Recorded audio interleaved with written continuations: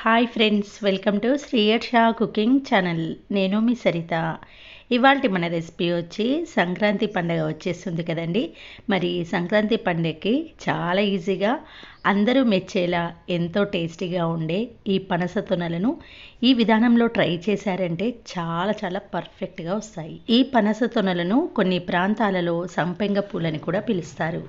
మరి ఆలస్యం చేయకుండా టేస్టీ అండ్ జ్యూసీ పనస తొనలను ఎలా చేయాలో చూసేద్దాం పదండి. దీనికోసం ముందుగా ఒక బౌల్లోకి 1 కప్పు గోధుమ పిండి తీసుకుంటే అరకప్పు బియ్యం పిండి తీసుకోవాలి. బియ్యం పిండి వేయడం వల్ల ఎక్స్ట్రా క్రిస్పీ అనేది వస్తుంది. తర్వాత చిటికెడంత సాల్ట్ వేసి కలిపేసేయండి. ఇప్పుడు దీంట్లోకి వేడి నూనెను కానీ నెయ్యిని కానీ ఒక 2 టేబుల్ స్పూన్లు యాడ్ చేయడం వల్ల ఎక్స్ట్రా క్రంచీగా వస్తాయి. మనం వేసిన నూనె అంతా చక్కగా పిండికి ఇలా పట్టించండి. తర్వాత కొన్ని వాటర్ని యాడ్ చేస్తూ చపాతీ పిండి కన్నా కొంచెం గట్టిగానే ఆ కన్సిస్టెన్సీలో ప్రిపేర్ చేసుకోవాలి. పిండిని ఇలా గట్టిగా తడుపుకొని అరగంట పాటు రెస్ట్ ఇస్తే పిండి సాఫ్ట్గా అవుతుంది. ఈలోపు మనము చక్కెర పాకం ప్రిపేర్ చేసుకోవచ్చు. ఇప్పుడు స్టవ్ పైన ఒక గిన్నెను పెట్టుకొని ఏ కప్పుతోటి గోధుమ పిండి తీసుకున్నామో దానికి ఈక్వల్గా షుగర్ తీసుకోవాలి. 1 కప్పు షుగర్ తీసుకుంటే అరకప్పు నీళ్ళను వేసుకొని షుగర్ పూర్తిగా వాటర్లో కరిగేలా ఇలా ఓసారి కలిపేయండి. జస్ట్ ఇక్కడ తీగపాకం రానవసరం లేదండి. జస్ట్ స్టిక్కీగా వస్తే సరిపోతుంది. చివరిలో ఒక 1/2 టీ స్పూన్ యాలకుల పొడిని వేసి కలిపేసేయండి. చూడండి, 2 నిమిషాలలోనే చక్కెర పాకం ఇలా కలర్ చేంజ్ అవుతుంది కదా.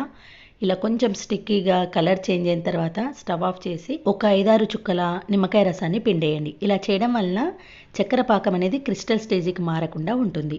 ఇప్పుడు మూత పెట్టి చల్లారకుండా పక్కన పెట్టేయండి.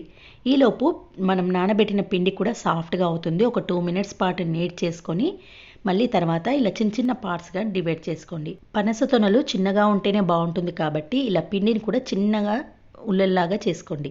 తర్వాత చపాతీ పీట పైన పొడి గోధుమ పిండిని చల్లుకుంటూ పూరీలా రోల్ చేసుకోవాలి. అయితే పూరి రౌండ్గా ఉంటుంది కానీ ఇక్కడ పనస తొనలకు ఇలా కొంచెం ఓవెల్ షేప్లో వచ్చేటట్టు అడ్జస్ట్ చేసుకుంటూ రోల్ చేయండి. అలా అయితే మనకు షేప్ అనేది కరెక్ట్గా వస్తుంది. ఇలా ఓవెల్ షేప్లో చేసిన తర్వాత వీడియోలో చూపిస్తున్నట్టు నైఫ్తో మధ్యలో మాత్రమే ఘాట్లు పెట్టుకోండి. అటు చివర ఇటు చివర కొంచెం వదిలి ఘాట్లు పెట్టుకోవాలి. తర్వాత వీడియోలో చూపిస్తున్నట్టు ఇలా రోల్ చేసుకుంటూ గట్టిగా ప్రెస్ చేస్తే 2 కొనలు అతుక్కొని ఉంటాయి. తర్వాత గట్టిగా ప్రెస్ చేసి కొంచెం ఎక్స్ట్రా అనిపిస్తే నైఫ్తో ఇలా తీసేసేయండి. తీసి మళ్ళీ కొంచెం గట్టిగా ప్రెస్ చేస్తే ఏ ఒక్క తొనలు కూడా విడిపోకుండా ఉంటాయి. మరొక పనస తొనను చేసి చూపిస్తున్నాను. 1కి 2 సార్లు చూడండి. చాలా ఈజీగా చాలా పర్ఫెక్ట్గా వస్తాయి. ఇలా కొంచెం ఓవెల్ షేప్లో వచ్చేటట్టు అడ్జస్ట్ చేసుకుంటూ రోల్ చేయాలి. సైడ్స్కి ఎక్స్ట్రా అనిపిస్తేనే కట్ చేయండి, లేదా ఓవెల్ షేప్లో వచ్చిందంటే ఘాట్లు పెట్టేసి వీడియోలో చూపిస్తున్నట్టు ఇలా రోల్ చేస్తూ ప్రెస్ చేస్తూ రోల్ చేయాలి. అప్పుడు తొనలు అనేది పర్ఫెక్ట్గా అతుక్కుంటాయి. తర్వాత మీకు కొంచెం తోకల్లా అనిపిస్తేనే నైఫ్తో కట్ చేయండి, లేదంటే అలాగే వదిలేసేయండి. అన్ని పనస తొనలను ఇలా ప్రిపేర్ చేసుకున్న తర్వాత స్టవ్ పైన వెడల్పాటి బాండీలో ఆయిల్ వేసుకొని ఆయిల్ వేడెక్కిన తర్వాత ఇందులో పట్టినన్ని తొనలు వేసేయండి. తొనలు వేసిన తర్వాత మంటను మాత్రం మీడియం ఫ్లేమ్లో పెట్టుకొని అటు ఇటు టర్న్ చేస్తూ డీప్ ఫ్రై చేయాలి. లోపలి వైపుకు ప్రతి ఒక్క తొనలు క్రిస్పీగా గోలాలంటే మీడియం ఫ్లేమ్లోనే గోలించుకోవాలి. చూడండి, ఇలా కలర్ డార్క్గా మారిన తర్వాత ఆయిల్లోంచి తీసేసేయండి. ఇందులో మనం ఆయిల్లో వేసిన తర్వాత ఏ ఒక్క తొనలు కూడా విడిపోకుండా ఉండాలంటే అతికించేటప్పుడే పర్ఫెక్ట్గా అతికించేయండి. అంతేనండి. ఈ తొనలన్నీ డీప్ ఫ్రై అయిన తర్వాత మనం ప్రిపేర్ చేసుకున్న చక్కెర పాకంలో ఒక 2-3 వేసుకుంటూ ఇలా స్పూన్తో షుగర్ పాకం అన్ని వైపులా వేస్తూ జస్ట్ ఒక 30-40 సెకండ్స్ మాత్రమే ఉంచాలి. ఎక్కువసేపు మీరు షుగర్ పాకంలో ఉంచితే మెత్తగా అయిపోతాయి. జస్ట్ ఒక 30-40 సెకండ్స్ ఉంచారంటే క్రిస్పీగా ఉంటాయి. అయితే చక్కెర పాకం మాత్రం వేడిగా ఉండేటట్టు చూసుకోండి. పనస తొనలన్నీ డీప్ ఫ్రై చేసిన తర్వాత చక్కెర పాకం చల్లారిందనుకోండి, ఒక 1 మినిట్ పాటు స్టవ్ పైన ఉంచారంటే చక్కెర పాకం మళ్ళీ వేడెక్కుతుంది. అలా అయితే పర్ఫెక్ట్గా వస్తాయి. లేదంటే పనస తొనలన్నీ డీప్ ఫ్రై అయిన తర్వాత షుగర్ పాకాన్నైనా ప్రిపేర్ చేసుకోవచ్చు. ఇలా చేసినా సరే కానీ డీప్ ఫ్రై చేసిన తర్వాత మాత్రం అందులో వేసేటప్పుడు షుగర్ పాకం వేడిగా ఉండేటట్టు చూసుకోండి. ఇదే మాదిరిగా ప్రతి ఒక్క పనస తొనలను షుగర్ పాకంలో డిప్ చేస్తూ ఒక 30-40 సెకండ్స్ ఉంచిన తర్వాత ప్లేట్ పైన కొంచెం వెడల్పుగా పెట్టి ఒక అరగంట పాటు అలా వదిలేస్తే పూర్తిగా డ్రై అయిపోతాయి.